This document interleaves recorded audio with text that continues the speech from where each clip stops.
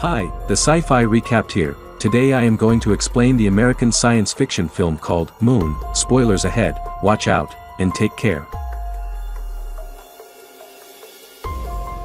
The film begins with a commercial from Lunar Industries. In the late 21st century, Earth has had an energy crisis. Most coal, oil, and natural gas reserves are nearly gone. Our new primary source of energy is helium-3, which is found on the Moon.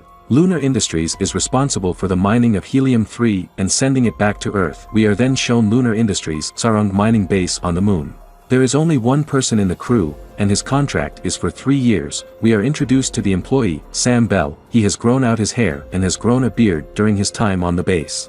He puts on a spacesuit and goes outside, where he drives a Land Rover over to a helium-3 harvester. He collects the helium-3 and then sends it back to Earth using a rocket. We see how lonely Sam is when he continually talks to himself. Sam has video messages from his bosses and family, but he can't communicate with them via live feed due to a satellite being jammed. Sam's only companion is Jurdy, an intelligent robot who controls the base and looks after Sam. As Jurdy gives Sam a haircut, he asks him if everything's okay. He noticed that he's been acting unusual lately. Sam says that he's fine and then asks if anyone has fixed the satellite yet. Jurdy informs him that it's a low priority of the company. Even though he has 2 weeks left in his contract and will return to Earth soon, he thinks that it's fair for the satellite to be fixed for the person who will replace him. He also says that he has a headache. Afterward, he looks at an old video message sent by his wife. She knows that he's lonely on the Moon's surface all by himself, but she's proud of what he's doing. She has their little daughter Eve say astronaut. Sam passes the time by working on a miniature model of his hometown and watering his plants in the greenhouse. Sam watches an old TV show and then turns the TV off. As Sam fills his glass with hot water, he hallucinates, seeing a woman in his seat. Distracted, Sam's hand gets burned by the hot water. Jurdy bandages Sam's hand and asks him what happened. Sam says that he was distracted by the TV, but Jurdy knows that he's lying since the TV was off when he came into the room. He says that maybe Sam is seeing things. Sam goes to sleep and dreams of being home with Tess. The next day, Sam wakes up and runs on a treadmill. He experiences some chest pains, but thinks nothing of it. Jurdy makes Sam breakfast and cheers him up by reminding him that he has 2 weeks left. Sam is excited about going home. Sam wakes up in the infirmary. He looks fine but is too weak to move. Jurdy has been monitoring his health and he asks Sam if he remembers anything from the crash. Sam doesn't, and Jurdy tells him to go back to sleep. Sometime later, Sam starts to get frustrated about being kept in the infirmary since he feels better. Jurdy says that he might have suffered from brain trauma and continues to conduct tests to make sure he's alright. Later on, Sam, healthy, gets up and walks around the base. He overhears Jurdy talking to Lunar Industries by a live feed. Jurdy, realizing that Sam is nearby, shuts down the transmission. Sam asks him what's going on. Jurdy says that he has informed Lunar Industries about the crash. They will be sending a rescue team to fix the harvester, and then they will send Sam back to Earth. Sam says that he can fix the harvester himself and wants to go outside. Jurdy has been given orders to keep Sam inside the base until the rescue team arrives. Sam also confronts Jurdy about talking live to the company, but Jurdy says that Sam is seeing things. Sam feels like he's being treated like a child and grabs some tools. He opens a vent and cuts into a tube, causing a leak of gas to spray out. Jurdy comes over and works on fixing it. Sam says that some meteorites might have caused the problem. He says that there might be a breach in the exterior shell of the base, and that he should go inspect it. After some arguing, Sam tricks Jurdy into letting him outside. Sam finds that his spacesuit is missing, and so he takes a spare one. He gets into another rover and drives out to the harvester where the crash occurred. The first rover is still there. Sam opens the hatch and finds a body inside. Upon further inspection, he sees that the body looks just like him but with bruises on his face. Sam brings the body back to the base. He asks Jurdy what's going on and why the man looks like him. Jurdy states that the man is Sam Bell. To make it clear, I'll refer to the bruised man as Sam 1 and the healthy man as Sam 2. Sam 1 wakes up in the infirmary and we see that his hand is bandaged, making him the one we were introduced to before the crash. Sam 1 sees Sam 2 standing in the room. He asks Jurdy who the other man is, but Jurdy has Sam 1 go back to sleep. Later on, Sam 1 is well enough to walk around the base. There's some tension between the two Sams, with Sam 2 being the more aggressive one. Sam 1 tries talking to Sam 2, but he's more focused on working out. Sam 2 knows that they are clones of the real Sam Bell, which Sam 1 refuses to believe. Sam 1 asks Jurdy if they are clones, but Jurdy changes the subject. Sam 1 wants to shake Sam 2's hand since he's lonely and wants some human contact. Sam 2 snubs him, saying maybe later. Sam 1 tries to convince Sam 2 to relax by playing against each other in ping pong. Sam 1 easily beats Sam 2, causing him to lose his temper. Sam 1 works on his miniature model of his hometown. Sam 2 asks him how long he's been working on it. Sam 1 says that the model was already started before he found it, and so he's been adding new buildings and people. Sam 2 takes this as further proof that they are clones, since someone else started the model and they share the same memories of the hometown.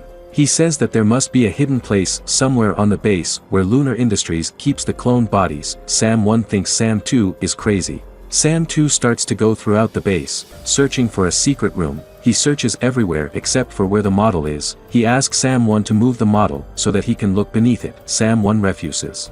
Things get physical, and Sam 2 becomes uncomfortable since Sam 1 is holding a small knife. They fight for control over the knife. Sam 2 beats up Sam 1 and destroys the model. He looks underneath it but finds nothing. Sam 1 talks with Jurdy about the other Sam. He's scared of him since he's got a short temper. He's also upset that the model is destroyed, since he spent a lot of time on it. Jurdy reveals that both Sams are in fact clones. After the 3-year contract expires, a new Sam is awakened in the infirmary with implanted memories of Sam's family. They also have implanted memories of being on the base for a little while and being in an accident. To explain why they're in the infirmary, Jurdy then conducts tests to evaluate their physical and mental states before they go to work.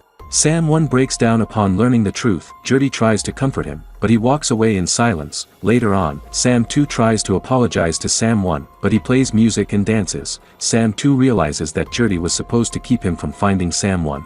When the rescue team arrives, they will see them together and will be forced to kill them both. He also thinks that since the satellite is not being jammed from within the base, it must be caused by something outside. Sam 1 and Sam 2 get suited up and drive the rovers outside. They pass the perimeter of the base, which Sam 1 has never gone past before. They split up to look for anything unusual around. They each come to different towers that have been used to block live feed to the base. Sam 1 drops to his knees and vomits blood in his helmet. He goes back to the base and vomits more blood into the toilet. He also finds that a tooth has fallen out. While Sam 2 continues to search for more towers, Sam 1 goes to the main computer of the base. He tries to access his contract, but his password is denied. Jurdy enters the right password and Sam 1 reviews tapes from previous clones. It seems that at the end of each contract, the clone gets increasingly sick, bad coughs, hair falling out, etc. Eventually each clone is put into a chamber where they are told that they will be put in a cryogenic sleep before returning to Earth. However, all the clones are shown to die once their 3 years are over, being frozen, and then incinerated. Sam 1 goes to the room where the cryogenic chamber is and activates it. A recorded video from Lunar Industries plays, stating that the company is successful due to hard workers like Sam, and they tell the clones to think of the work they've accomplished as they go to sleep. After the message, the chamber flashes brightly, incinerating everything inside. Sam 1 finds a hidden compartment in the room and breaks it open. Sam 2 comes back to the base, having found more towers outside the perimeter and writing down their coordinates. The two Sams enter the compartment and find that numerous clones are being kept there. Sam 1 takes a portable video link and asks Jurdy why he helped him before with the password. Jurdy states that his main priority is Sam's well-being. Sam 1 suits up and goes outside again. Once he drives far past the towers, he calls his home. A teenager answers and Sam 1 blocks the camera so that she can't see him. He asks if Tess Bell is there. The teen says that her mother Tess has been dead for a couple of years. Sam 1 realizes that he's talking to his daughter, Eve. He doesn't quite know what to say, and then he hears the real Sam Bell in the background, who has been alive and well on Earth. Sam 1 quickly hangs up and breaks down, wanting to go home. He goes back to the base, where Sam 2 is trying to make a shank out of wood so that they can defend themselves against the rescue team. Sam 2 sees that Sam 1's health is deteriorating. Sam 1 says that he's freezing, and so Sam 2 helps him into bed. Sam 2 finds the video link in Sam 1's bag and replays the last call. He stops it in shock after hearing of Tessa's death. Sam 2 tells Jurdy that they've found the clone room, and he wants him to wake up another clone. Jurdy refuses. Sam 2 makes him understand that when the rescue team gets there, they will kill him and Sam 1, looking out for their well-being. Jurdy complies with the request. Sam 1 wakes up and finds an unconscious clone in the infirmary. Sam 2 informs Sam 1 that he has come up with a plan. The rescue team will be there within a few hours. They will expect to find a Sam inside the crashed rover. Sam 2 will kill the new clone, aka Sam 3, and then they will put his body in the rover. Since Sam 1 did his time, Sam 2 will put him in one of the rockets and send him back to Earth. Sam 2 will then act like he doesn't know anything and pretend that he's been inside the base the entire time. Sam 1 doesn't like the idea. He knows that they can't murder Sam 3 because they don't have it in them to kill. He also knows that he will die before reaching Earth. Sam 1 makes a change in the plan. He will be put back into the rover. Sam 2 will be sent home, and Sam 3 will remain on the base. Sam 1 tells Sam 2 to travel when he gets to Earth. Sam 2 thinks about going to Mexico or Hawaii. Sam 2 and Sam 1 suit up and go out to the crashed rover. They talk fondly of Tess for a little while. Sam 2 carries the extremely weak Sam 1 back to the rover and places him inside. They say their goodbyes and Sam 2 closes the hatch. Sam 2 goes back to the base to find that the rescue crew will be there in minutes. He packs up some belongings and prepares to leave in the rocket, and Jurdy points out that the plan will not work. Jurdy records everything once a clone wakes up in the infirmary. Lunar Industries can scan his memory and learn about the two clones interacting and their plan. Sam 2 will have to erase Jurdy's memory. He tells Jurdy that he will shut him down, and as soon as the rocket is fired he will be rebooted with a clean memory. He thanks Jurdy and says goodbye before shutting him down. The rescue crew arrives, while at the same time Sam 2 rushes back to the main computer and enters a command. He then runs back to the rocket and is launched back to Earth.